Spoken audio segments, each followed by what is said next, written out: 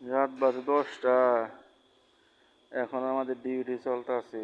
ওই যে ওখানে বছরে বৈশা বৈশা চা কফি আড্ডা দেয়। ওই যে মনিটর এলইডি টেলিভিশন, ওই যে ফ্রিজ, ওই যে বসে চেয়ার টেবিল, ওই যে পাকিস্তানিরা কাজ করতেছে। এই যে আমার রিপন ভাই মল্লেম, ঠিক আছে, স্টেফলিং চারটার উপরে মল্লেম ওই দেখা গেল দিক দিয়ে সর্বনাশ।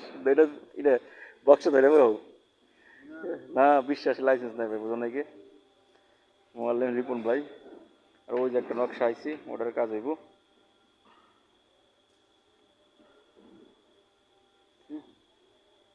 ওই ওখানে বছর বহে বস হয়েছে নেল্লা পালনি।